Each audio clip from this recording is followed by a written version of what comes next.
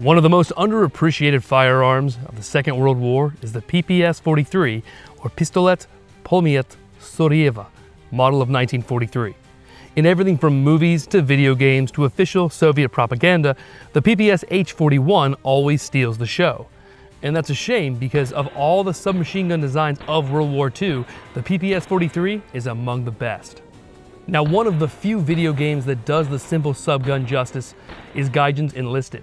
For the uninitiated, Enlisted is a combined arms, first-person shooter set during the Second World War. Originally released in March of 2021, Enlisted saw its release among a half dozen other World War II shooters, which saw the game initially struggle to find an audience.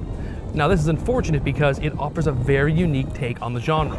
See, Enlisted isn't just an FPS or a tank game or a flight sim, it's all three, with a little bit of brothers in arms sprinkled in for good measure.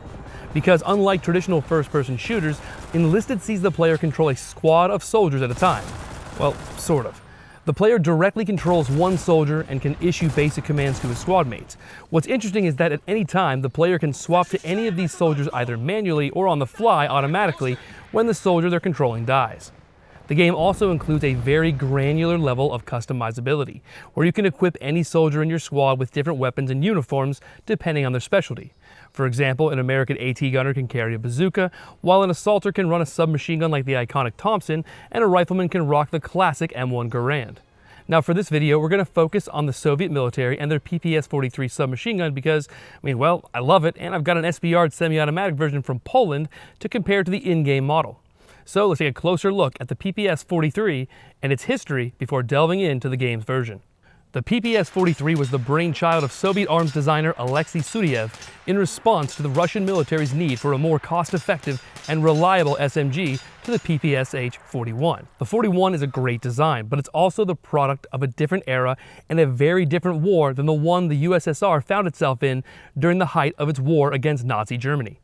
Now, if this sounds familiar, it's because every major military involved in World War II found itself facing the same production issues that Russia faced with its PPS-H-41, and as a result, developed an inexpensive alternative.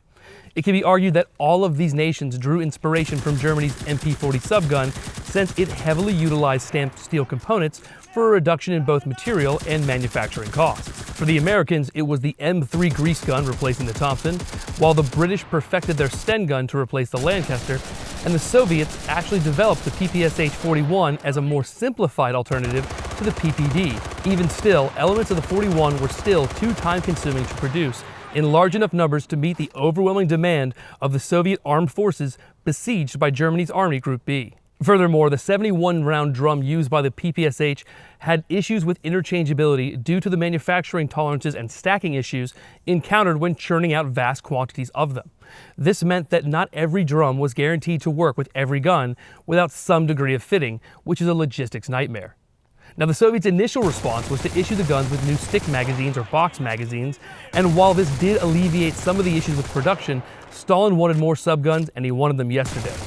So, in 1942, the Soviets began trials to find an even more simplified gun that met all of their needs while being cheaper and faster to produce. The result was the PPS-42, a revolutionary new design that nearly exclusively utilized stamped steel components. If it looks familiar, it's because the PPS-42 is nearly identical to the 43 and was built and issued in massive numbers during the Battle of Stalingrad. In fact, production lines for the gun were running basically non-stop in an effort to counter the onslaught of German forces.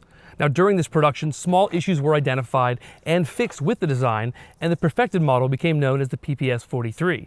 So, what makes this gun so remarkable? Well, from a big picture perspective, the reduction of cost and time made this gun a must for the massive armies of the Soviet Union. But that's just from a commander's perspective. To the average soldier, it was a superior design to the PPS-H for several reasons. Now, first and foremost, the PPS-43 was more reliable than the PPS-H-41, and this is the single most important aspect of any military small arm. In combat, an unreliable firearm is a dangerous liability and an awkward melee weapon when it fails. The PPS-43 is reliable to a fault, on par with the famous AK-47/AKM. This is due in no small part to the PPS's unique magazine design.